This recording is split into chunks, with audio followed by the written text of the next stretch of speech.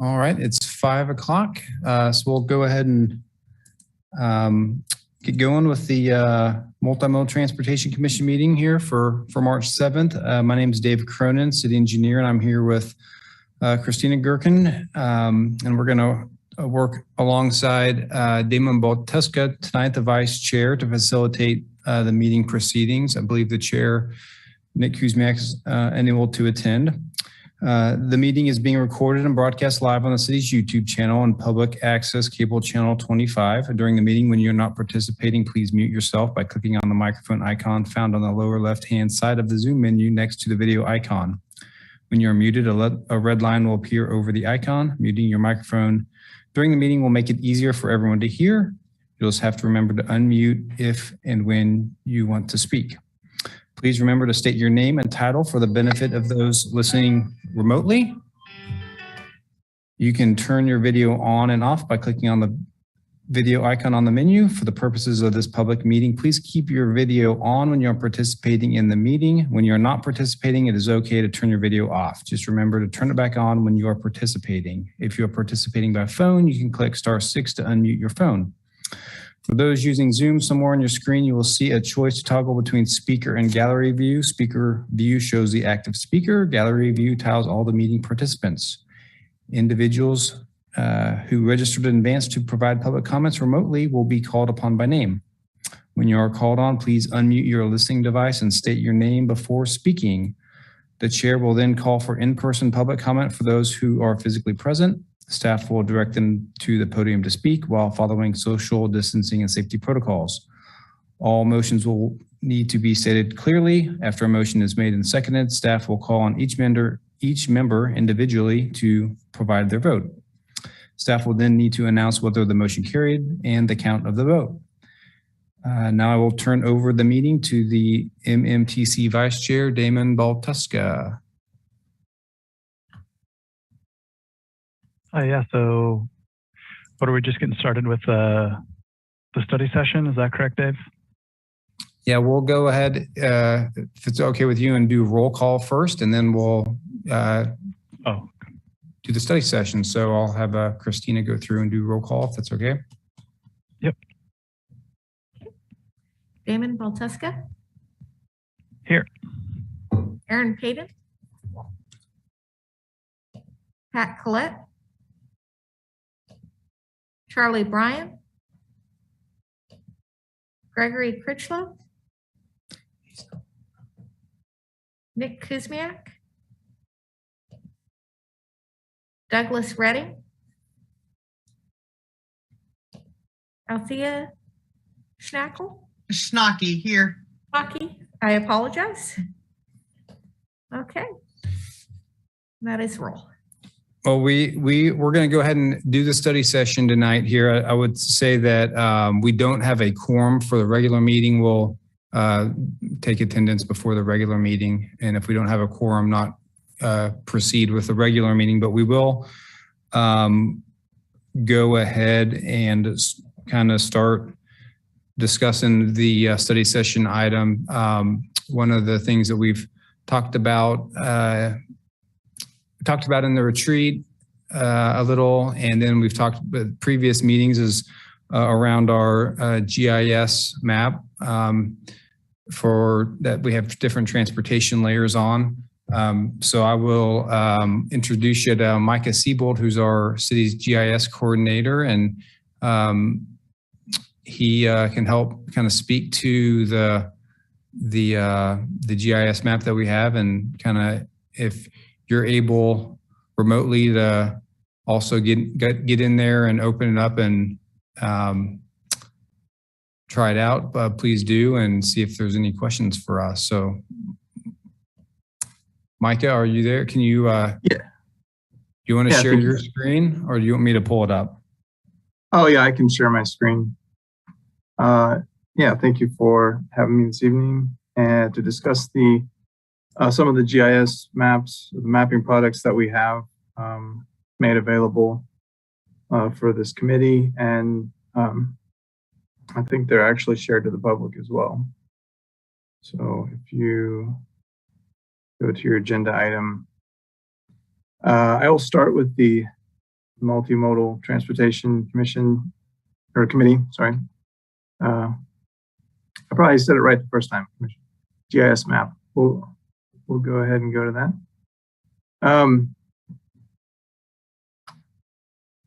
Okay, so yeah, when you click on that, you'll get this this map. On the left side, we have listed various layers. A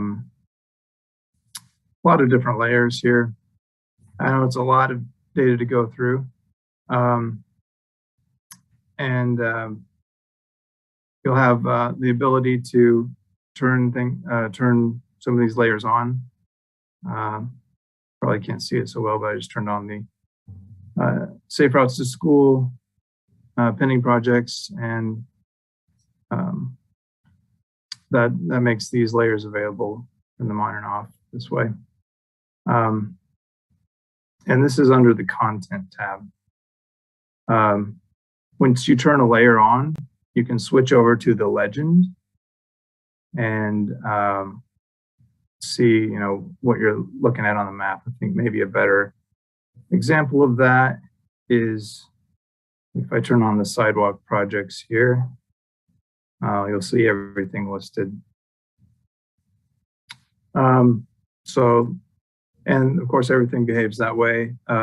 Items that are above others will display above them. So if you see a pedestrian project is hiding behind this, you can just turn off a layer above it, or you can hover over the ellipses and move it up and down along here. And this map, you won't be able to save it after you make the changes, so you can't break anything. So that is just a little bit of basics there. Of course, scroll wheel will zoom you in and out, and plus minus here. Basic stuff. You can click and hold and drag as well.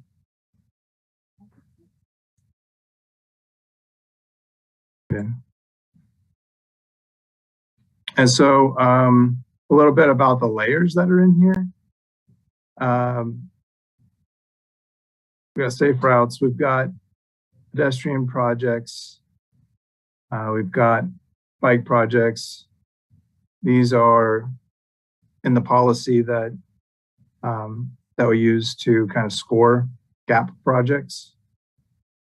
They're listed in here. We've got other.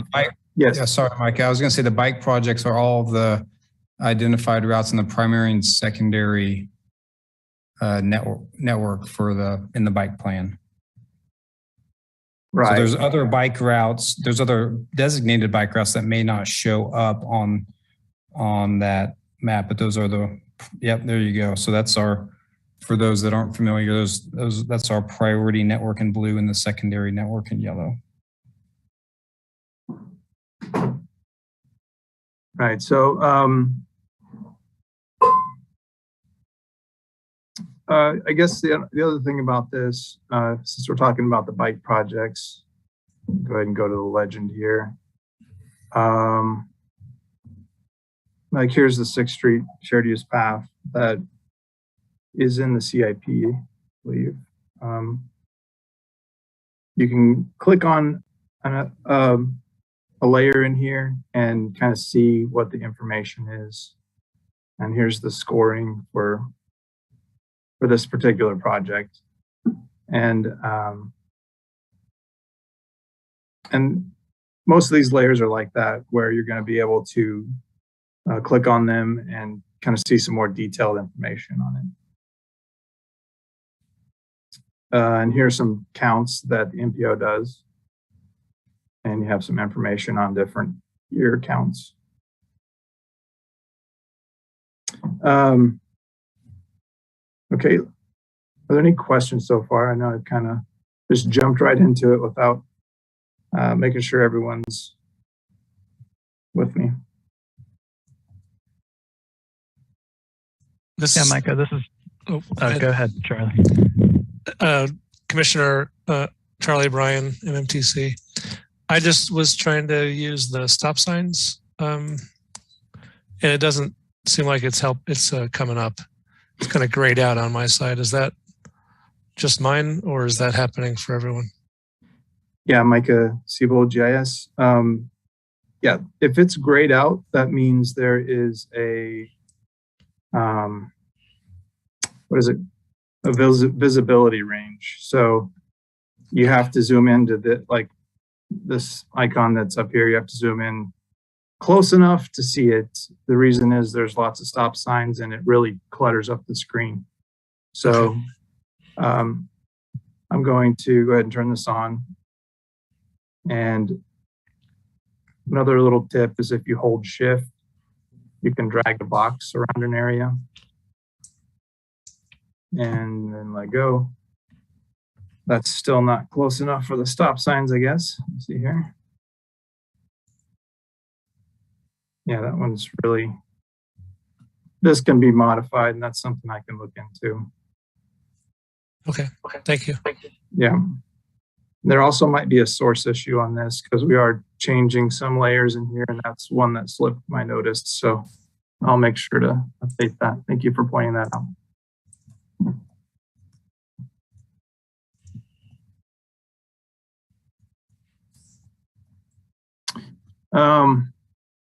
We've got some other layers in here that I know we've had some work on recently, relatively recent. Bike level of comfort. And this is stuff that, or this is a project that Jessica's been working on, her and her team. Obviously 23rd Street's going to be least comfortable. And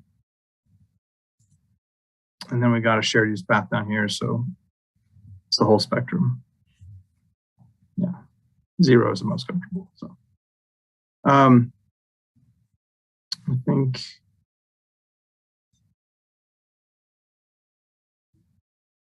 yeah, there's just lots of data in here. And I can talk, Mike, if you want a little bit about our demographic data we've included. Okay, yeah. Yeah, Jessica Mortinger, Transportation Planning Manager. So some of the things you'll see at the bottom of this graph, almost everything in these data sets are data sets from our adopted plans or data we're using to support the planning work that we're doing or decisions that we're bringing to you. And so at the very bottom of this list, you can see there's minority block groups, the community development block groups for low to moderate income neighborhoods. And those are two separate things. Those together make up the environmental justice layer. So if you're starting to turn stuff on and off, that's a federally required demographic data set that we sometimes look at. So those are those two added together, but they're all in here separately as well. And then additionally, we've put in here the Transportation Disadvantaged Population Index for the city of Lawrence. And so we've taken a variety of demographic data, including low to moderate income households, minorities, households with individuals with a mobility disability, people who have less than a high school education, single parent households, households without vehicles, and youth, and have created an indices that has scored each block group and added those score together. So the red color is the more intense location where we would perceive the highest density of populations with transportation disadvantages. So that may mean access to a vehicle, access to multiple vehicles. In terms of that scoring, we have worked with MMTC when we were working with the MSO to develop the methodology for selecting sidewalk improvement program districts to use this layer as a weighting to weight the decision to start to address where we might perceive that there could be the greatest advantage to people if like sidewalk repair occurred or sidewalk gap infill happened. And so that's one of the previous things we've had conversation with MMTC about is in regard to using the scoring in a future conversation. So I think you'll hear that this is data set you should get comfortable with. It may change with the new census data when we get it, but the new American Community Survey data, but we would anticipate that this data set of looking at transportation disadvantaged populations will probably be an approach to help address some of the equity conversations that have been had. So all this data is available for you to look at, to turn stuff on and off. If you get into a certain project area, that may be helpful.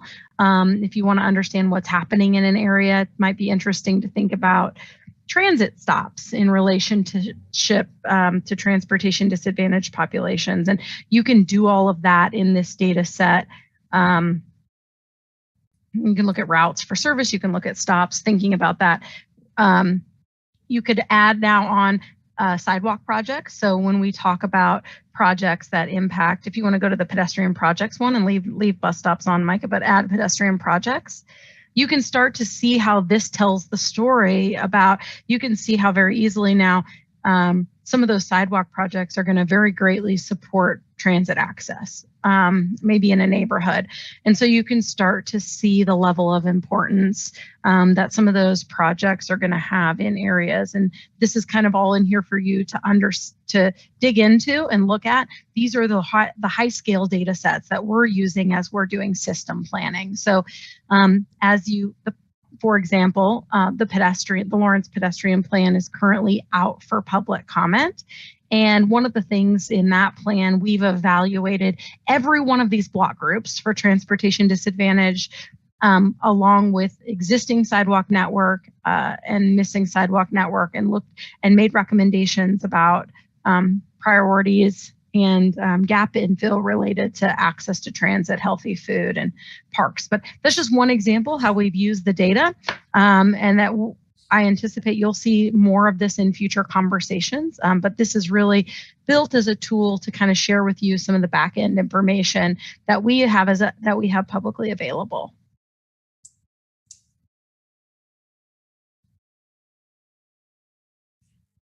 All right, thank you.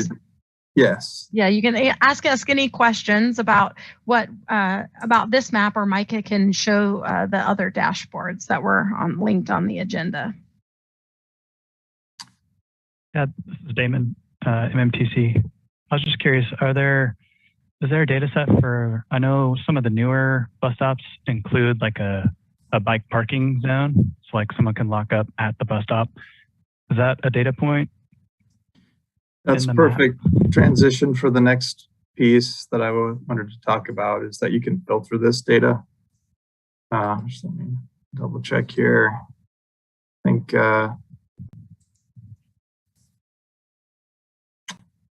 yeah, there should be a field for bike rack, yes or no. So if you click on the filter, oops, that's the wrong thing. Click on the filter.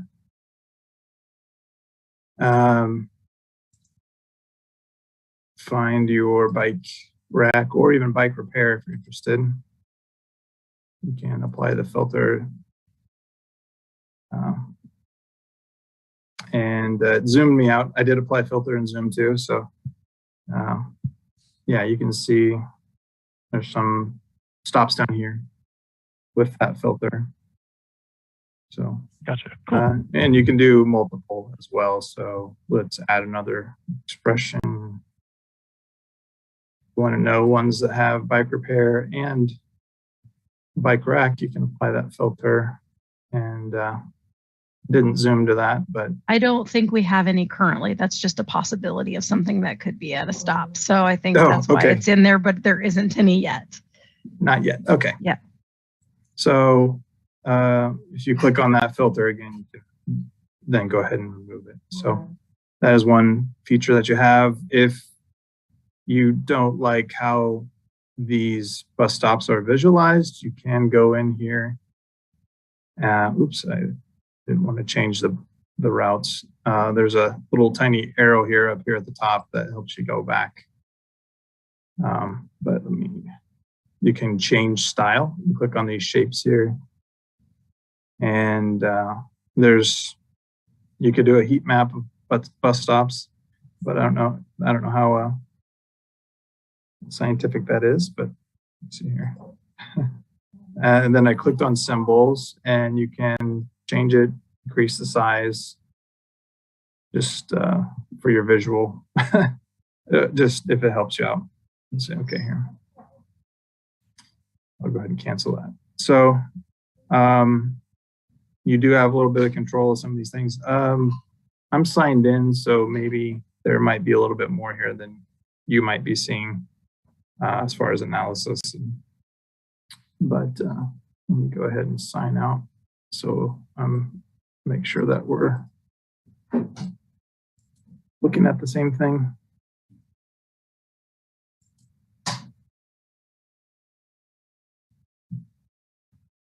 Oh, okay.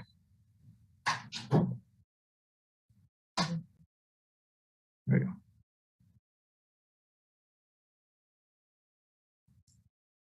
Oh, yeah, so it's a little different. One other thing that I want to mention is that you can change this base map. There are several varieties of base map you can do. This imagery and imagery hybrid currently has our 2020 aerials on them. When we get our 2022 aerials, which were flown last weekend, I believe, I'll make sure to submit this to our mapping company and make sure that 2022 is available on here as well. So these are pretty recent. So that is another option. And the default is this topographic map, which the city GIS also submits building footprints and roads and properties to. So it should have relatively up-to-date information. We do submit that every 6 months to Esri, the mapping consultant.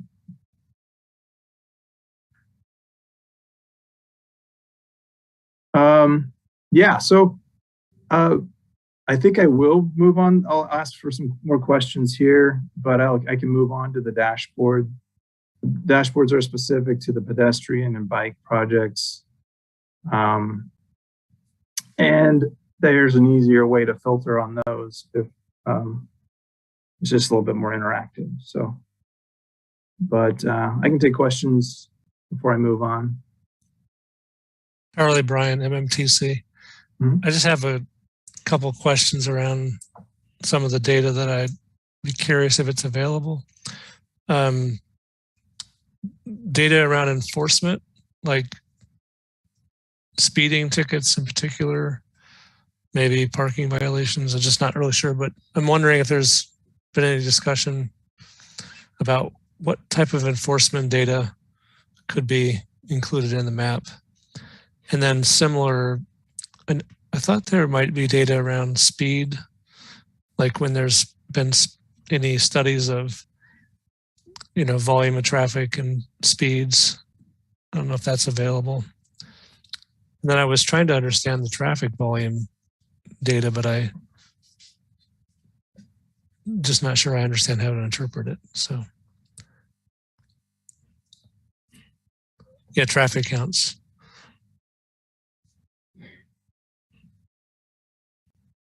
Yeah, so the traffic counts is, it's a periodic update. I think we're doing that once a year from either the city's counting traffic or we have a consultant doing that. I don't know when I don't think we updated that this past winter. I don't think that got done. But yeah. Like when you click on one of those dots, can you help? Yeah, this is the time frame. You have the peak count versus yeah. There's also some this that's the peak hour. So no, yeah. So it says from 5 to 6. Yeah. Okay. Yeah. So sometimes with traffic studies, we look at the peak hour to determine what the level of service is for intersections. But if you're looking for annual daily traffic counts, those are on there as well. KDOT gets counts every 3 years.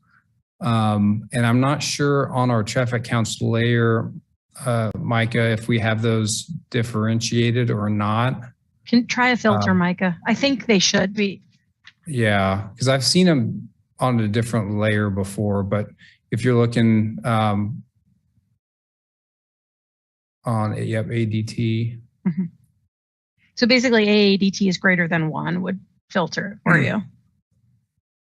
Yeah, and Commissioner Bryan, on the enforcement for tickets and warnings, I'll have to check on that. I think we were keeping some stats on that, but I don't know if we had it pinpointed to locations or not. Same thing with the speed data. We do have our traffic concerns webpage is also linked to our GIS map. So people, the community can go in and make a comment, and we use that, and it's got geolocate locations that we can see where those are at, where hotspots are at for concerns that we get, and filter whether it's a speed or another concern. So we don't have that on the MMTC map, but we do have that information. Can that information be put on there, or is that not available? Well, we'll have to look at we'll have to see if we can get it in there or not. I don't know. I think it's when we are working on our neighborhood traffic management program, that's the information, that's going to be information that's kind of important for steering what we do with the work in that program. So we'll have to see how complete that is and how it may interact in here. Micah, do you know how that could be used on this map, or is that completely separate? Oh, that's currently an internal. It's an internal data set. Yeah, we have people's names and phone numbers, contact info on that. So Jessica Morton, your transportation planning manager, it can technically be done. We could import it in here. I think the understanding is that's a set of citizen input that they've used for like operations or enforcement decision making about activities. And I don't know that traditionally through the partnership that type of information about that collection has been shared in this type of format. Everything in here is not citizen inputs, actual things that happen. So that would be a very different data set. It would be like adding the data set about requested crossings from the pedestrian plan. It's public input, and I think you could very easily conflate the idea that something, one is data, the city, this is our data around what information we have, and the other one is citizen input. And I think you'd want to be really clear about those, or make sure that that's not creating some liability in order to share it, because those are just it's not actual speeding. It's not the same as like actual information or data that way. Like if we went out and collected speeding, it's just citizen concerns. Yeah, Commissioner Bryan, MMTC. Yeah, I understand that. I was thinking about it as like, where do we get citizen engagement? You know, is there any way to represent that around transportation issues? And, you know, are there certain neighborhoods that drive more citizen input? That'd be interesting to see, specifically for the neighborhood transportation kind of discussions. Yeah, and then that's a heat map as part of that programmatic stuff. You know, Charlie, I could see that being something we do. I think if you take a look at the pedestrian plan, there's a map in there about crossings of concern that might be of interest, where we've shown that like as a point map, not where you can zoom in and see it on somebody's house, where there may be individual concerns about somebody giving us a private data point that it's, you know, not intended to be shared in that way.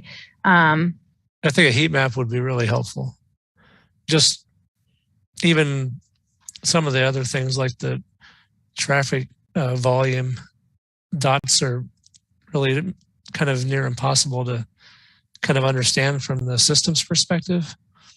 And if it could be somehow visualize so that you could see like, okay, this is where. So you can do that. So Micah, why don't you show them how you can change symbology to a scale where you can set limits, like filter first all of the counts that have an AADT, then out of those stratify them by color.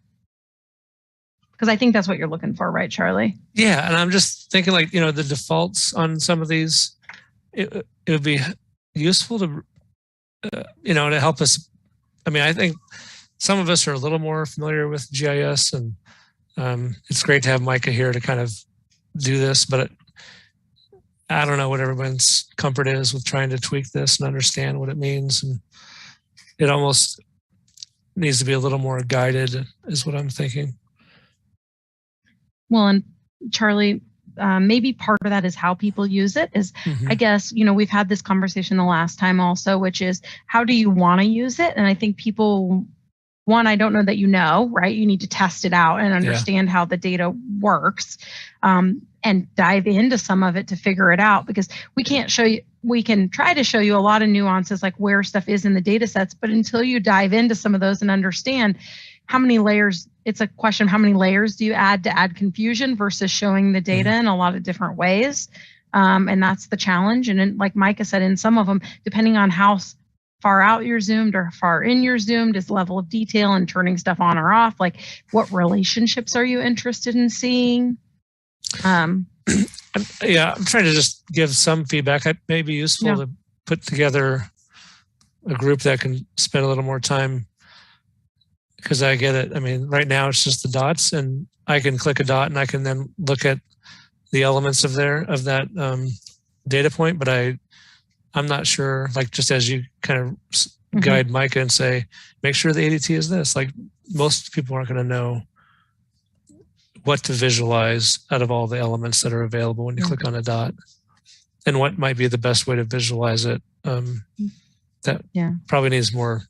Well, and so I guess the discussion about it, for how people want to use it. Yeah, and I guess that's the question I would have to you is the intention to look at a citywide map and see what streets have the highest volume, or is the intention to get into a project level, like for example, go look at, like where we're going to do a future project. Let's go look at Wakarusa, Micah. You talked about that. You could see, here's a future project. Where's, there's one up north though.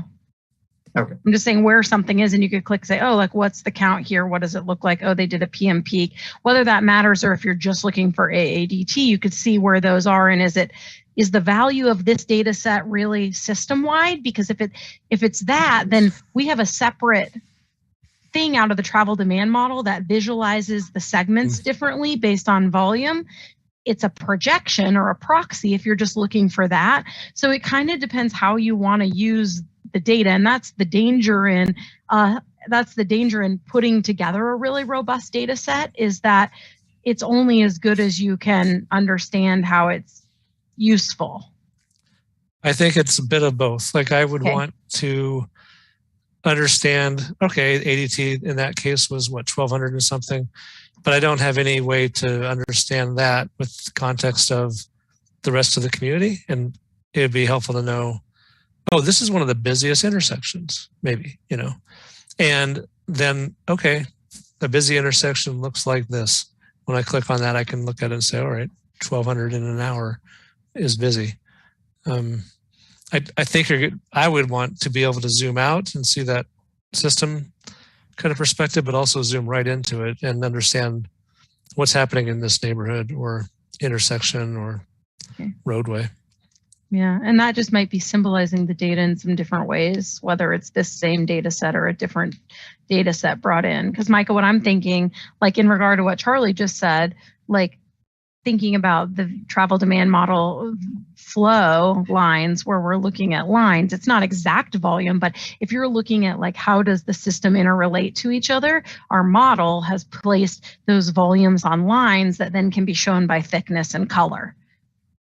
Where that may be but that's a completely different data set, right? So, but then again, it's also not actual data. It's proxies for how we've developed a model. So it really depends how you're trying to use the information to inform yourself based on what we give you. Yeah. So, I mean, yeah. And I don't know Micah that we have yeah. volumes at every intersection that Micah could make a map that's like, how do we classify the top 10 intersections? Or, I mean. Maybe we go back to the 19th Street project last year. And I remember thinking to myself, well, what other streets are kind of at this level that maybe are also the same width? Because that was a big part of our question is how wide should 19th Street be to accommodate the number of, the amount of traffic we expect it to have over time. And does it need to be 22 feet, 27 feet, 33 feet? So I guess that's where you could set a range, right? You could filter the AADT to set a range. You could go look at what 19th Street was. Then you could set a range to say, where are all the other ADTs? That's average, annual daily traffic count, which is the typical measure. And you could say, what's it within this range? And then you would find all those dots and you could look at what streets those would be. So do you see how it depends what you're doing to maybe like that would be a way with this data that you could answer that question? And I assume there's a roadway network layer in here that tells them street width, Micah? If not, we have it. It's just. No, we don't. Yeah. That's a part of the new asset management system. Okay. Yeah, I think we have that in the street maintenance layer, which is not on this map. But this layer, what you just visualized, at least gets us to know, okay, if we're on a green path, then let's look at similar. That's just classification is all he showed you. Yeah. Okay. So, which is a little bit different. That's just about what standard we were calling it to. But yeah. So but do you hear what I'm saying? Like if we're trying I understand what you're saying. Basically similar roads in other parts of town. So we can then, just make a better decision about how a road should be reconstructed. Yeah. Yes. Well, and we might be able to, in agenda items, I'm thinking back to Wakarusa, tell the story better with the maps and the need for the number of lanes based off of traffic volume and comparable to other streets. Sometimes when we're talking about the width of the street, a lot of that boils down to parking, whether you allow parking or not. So I don't know if that is if we have that. I think we have no parking signs as a layer, but I don't know if we have. It's not as a linear file, probably. Yeah, not as a linear. So that, not to get into the weeds of the street width, but that too would be something if we're comparing apples to apples, but all good things to be thinking about for sure. And if there are ways that we can present agenda items better with showing maps and layers that help, that's really what we're here to do. So it's not on all the commissioners to learn the ins and outs of all the filters on this, but to help tell us what would be better to tell the story.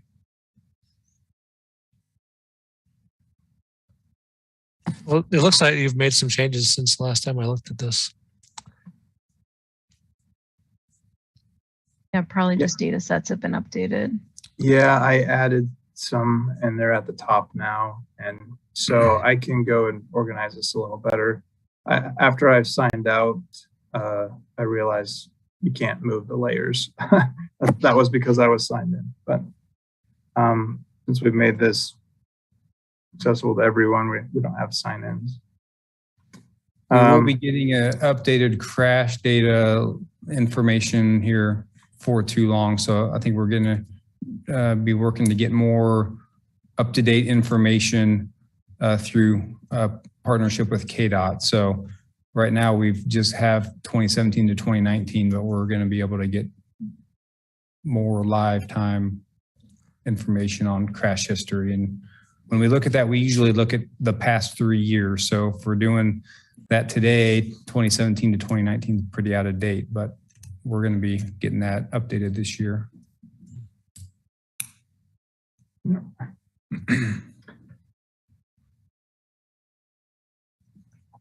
Okay, Charlie, did we answer everything or? Sure. Every question I've ever had.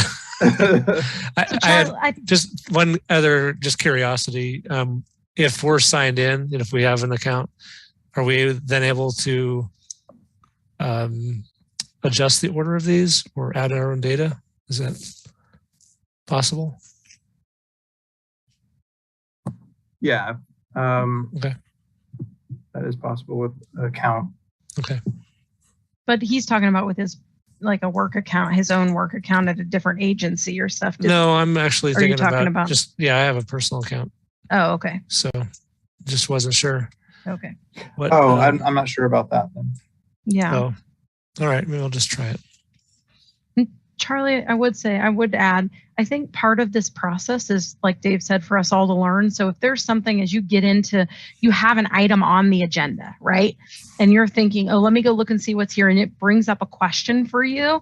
That's where emailing a staff before the meeting, like we can follow up with each other. We can see what data sets are available. We can look at a metric to be able to provide that to you and all the other commissioners in an agenda report or in as part of a presentation. So part of that just may also be valuable in that sense that Sure. You are kind of seeing on the back end a lot of the data sets we're using in the plan. When you go through some of the planning work we've done, you can see it, right? Because we're showing some maps, we're showing some system level stuff. But if there's something you feel like is missing, we are always welcome to have that conversation.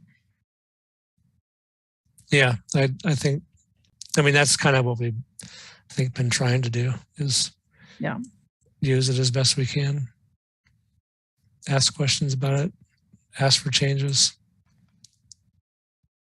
I am curious from other members of the commission how comfortable people feel using this. Who else is here today? Althea Schnocke, MMTC. I'm reasonably comfortable using this, because it's Excel basically when you really think about it. So it's Excel with a map, and so just getting started on it looks really intimidating. But going into it, it's not anything unusual if you're used to using any kind of online map or spreadsheets. Yeah, Damon, MMTC. I've used GIS a little bit before, but I was thankful to see, some of the filtering tools that you're using. That's going to be really helpful. Yeah. Micah, GIS, there's this table icon that you may have found, but there you go. There's your Excel. See what kind of options you have here. Not too much. Yeah. Guess there's another way to filter down here. Okay. Yeah, that's good feedback. Another thing I will mention is, some of these have way too much information, or we could organize, like, for instance, the traffic counts. The thing you need to see is at the very bottom. We can configure these to, instead of showing the location at the top, just have it say AADT equals whatever it is, and get rid of some of these. Usually some of these things are unnecessary, but we have struggled with getting this data in here, importing different formats from different counters. So I'm also like, there's some things I noticed, like this duration field, that doesn't make any sense. So that might have just been a default when these things were imported. So I'll take a look at that. But is there other, or I guess I should move on to the dashboards now? Does that sound okay with everyone? All right, so that's the next two links in here.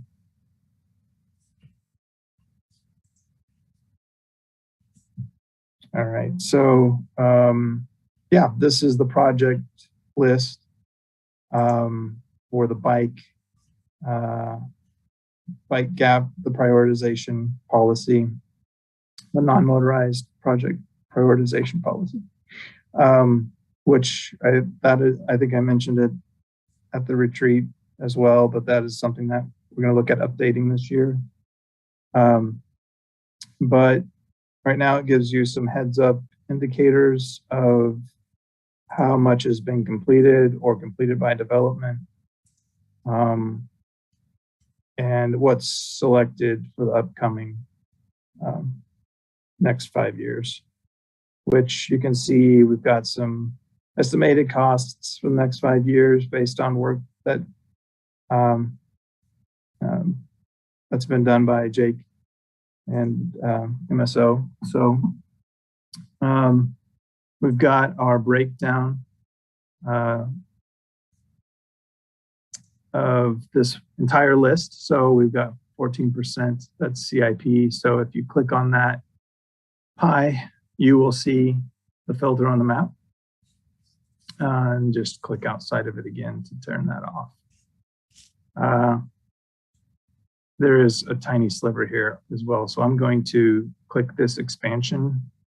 We'll circle the top right, and I want to see what this development, completed by development, and then you can minimize that. And it looks like some of the path by this football stadium was completed when that street was realigned. So you can also go ahead and filter more than one thing, CIP and selected together. You can click them both. And then if you can, in the legend, there's also another function here. If I don't want to see the unfunded, you can just see what the breakdown is of what's completed or selected. So yeah, and then again, this is selectable. The pop-up, it looks a little bit different, but you can see the total score from the policy. And that is very similar to the pedestrian. So, and then the other thing is you can filter by the year. There's 2023, got some fun there. I think, yeah, you can, nope, you can't select more than one at the moment, but I know that's something I can toggle on. So, and then at the top right, I think you've got like an address search, the home button to get you back to this Zoom, starting Zoom. You got your legend again. And then the base map as well. Oh, you got to sign in and change the base map. Sorry, can't do that. Layers, you can turn layers on and off. So right now, the visible layer is bike projects by their status. You can turn that off. This is the layer that works with the filters. So I think if I turn on just the bike projects, which just is all one color, and then try to filter, you're not going to see that. But this is another way to look at it if you want to see it by overall score. And then take a peek at the legend there. You can see the higher points are darker. And I recommend just really looking at these one at a time. You can look at them by individual score, category scores. So on an approved plan, I think all of these are going to be, or most of these are going to be thick because we kept this to projects that are on the primary, secondary. That's what their list is currently. Let's see here. Here is an ADT score or view, and that was based off the model that Jessica was mentioning, not real data, but there's not too much variation. It's either really busy or not. And yeah, just other scores that are on here. And yeah, so there's the bike. Is there any questions on this?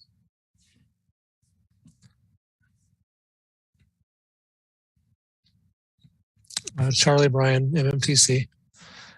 I'm not on my screen at home here. I'm not seeing any data for the estimated cost that lower left box that we can see on your screen, Micah? No data is showing. Correct. I don't know if I'm the only one or if anyone else is using it.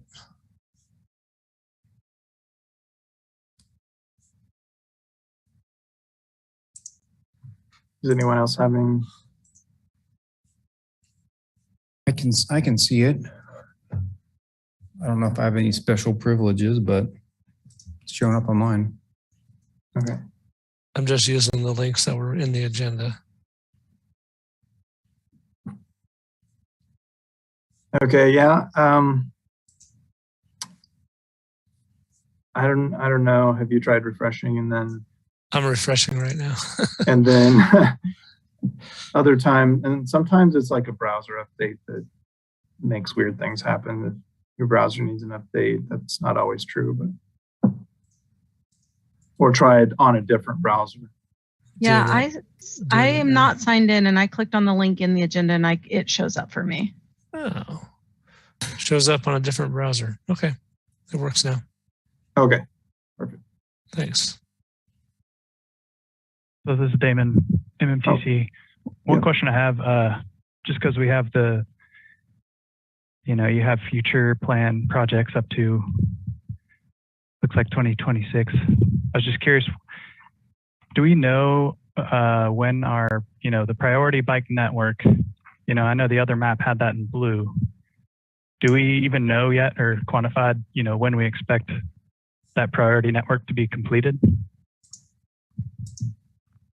Yes, this is Dave Cronin, the engineer. We don't know. We've estimated project costs for the projects in the 5-year CIP. And, some of the future projects, it will depend on what facility goes in. So some of that is unknown, but we don't have a timeline that says, well, given current funding levels, we'll complete the network in X amount of years. We don't have that. I think we've been looking a little with the Lawrence Loop, maybe have some more detailed estimates for the incomplete segments, but outside of that, we haven't put numbers to the unfunded projects. And Jake, correct me if I'm wrong at all. I know that was one of the things that we've been pushing for. At least we did some high level estimates early on when we were putting together project lists, and I think we've been focusing on updating a lot of the ones in the 5-year plan to make sure we're accurate, and that's takes a lot of work. So, but we are not there yet as far as the whole network. Gotcha. Thanks.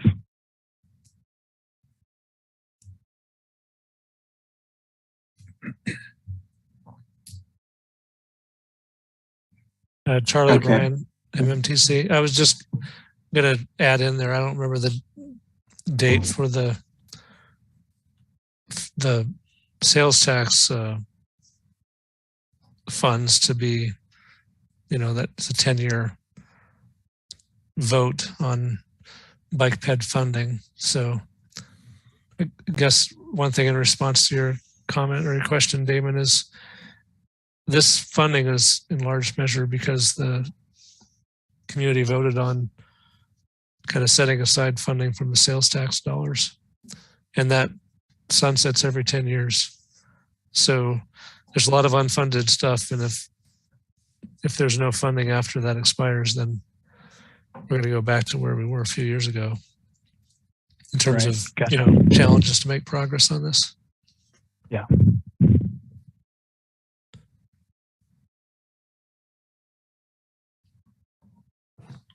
All right. Micah, GIS. I will switch over to the PED, and really, it's similar, or it functions similarly. And that's not a mistake that they're both 4x4. I double checked that because that looked weird. But yes, that is where we are on the pedestrian projects.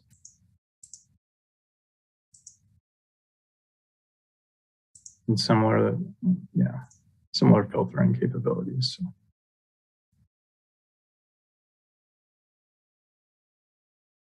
So I think that's all I have for these tools. Hopefully they're helpful, and if you have suggestions for how to make them more helpful, I'm definitely open to that.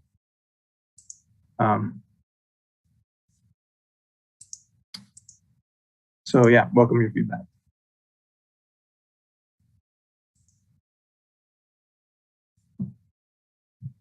Is there anything else, David or Jessica, that you'd like me to cover? This is Dave Cronin, the engineer. I don't have anything else. I guess we'll just see if there's any other questions. But Mike, I guess while you got this map pulled up, just to be clear, all of these projects, funded or unfunded, are sidewalk gaps on the arterial streets, collector streets, or safe routes to school street networks. So there are other gaps of sidewalks on local streets that may not be on here.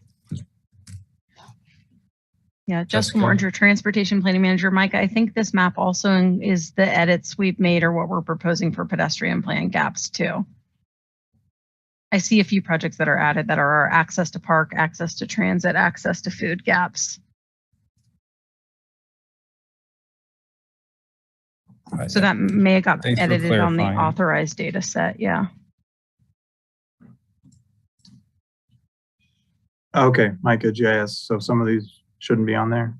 Well, they're just part of a plan that's out for public comment. So in a public process still. So this could change, I guess, is what I'm saying. We would anticipate to be able to consider those projects with our 5-year plan this year.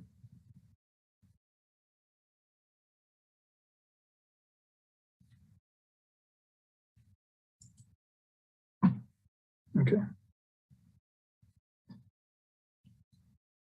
Well, are there any other questions for Micah? No. Great job. Keep it up. Appreciate your efforts. Oh, thank you. Yep. Thanks, Micah, for attending, and we're planning on having the regular meeting start at 6:15.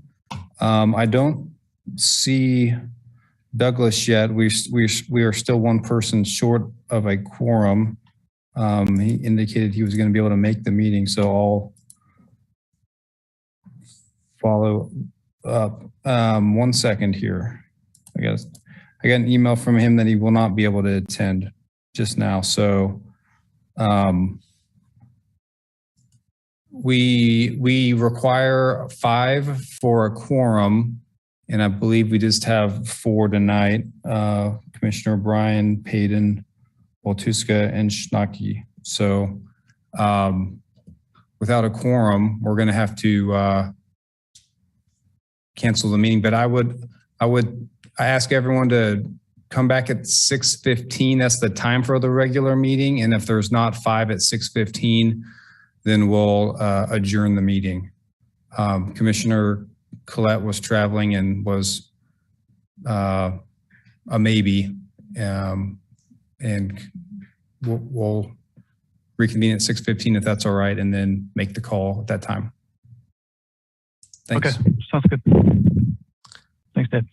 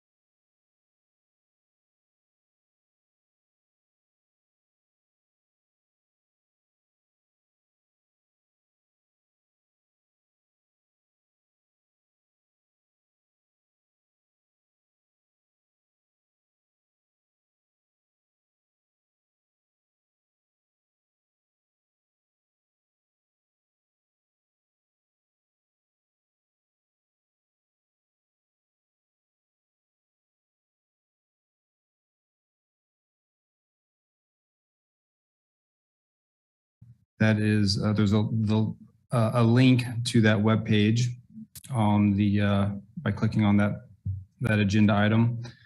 Number 2, the Lawrence Pedestrian Plan Update. I don't know if Jessica's still on here. Yep, there she is. You want to give an update on that? Sure. Jessica Mortinger, Transportation Planning Manager. The Lawrence Pedestrian Plan Update is out for public comment, and we will be bringing that back to MMTC for future consideration and recommendation after it goes back to the Pedestrian Plan Steering Committee, which currently Nick Kuzmiak is representing MMTC on, but Althea, prior to her appointment to MMTC, is also on the Pedestrian Plan Steering Committee. So you have a couple of representatives. I don't know if you have anything to say about that, Althea, but we think we've done a good job of engaging the community in the conversation around values and next steps and recommendations to improve walkability. So I'd encourage you to read that, and we'll be bringing that back to for your consideration of a recommendation of approval. All right. Thanks, Jessica, for that update. Jake, you want to take the next 2?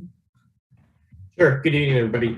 Jake Baldwin, Engineering Program Manager for MSO. The first update I've got is on our 2023 Transportation Alternatives Grant application. So KDOT announced a call for projects on March 1st, February 1st of this year. The first step in that process is to submit a concept form or concept application. Helps KDOT to kind of weed through the projects that are applicable to the grant. Those were turned in here March 4th. The next step would be to be awarded a full application and get that submitted. I know KDOT's hoping to get those turned around and back to everybody fairly quickly. And the project concept that we submitted was for 3 separate pedestrian projects there along Osdale, as you can see in the project map that is attached. So it'll make a fairly good continuous route, highly prioritized projects from our pedestrian piece of the non-motorized projects prioritization policy project list. And then the last note on that is, should we be awarded a grant, again, that would be funded from our 5-year plan for the bike ped and sidewalk improvement projects. Does anybody have any questions on that staff update? Great. If not, I'll just move right on to the last one, and that is to provide an update on the call for projects for non-motorized projects. We issued that fairly closely with the capital improvement plan request for projects. It went out on March 1st, and we'll keep that online survey open through the end of March. At the end of March, we'll close the survey, analyze all the projects that were submitted, and provide another report to the commission about those results. And that's all I've got. Thanks. All right. Thanks, Jake.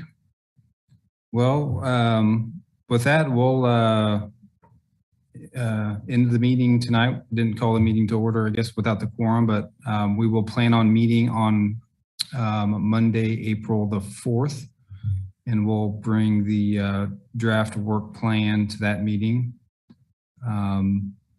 on next month. So have a good evening, everyone. Thanks all. Bye.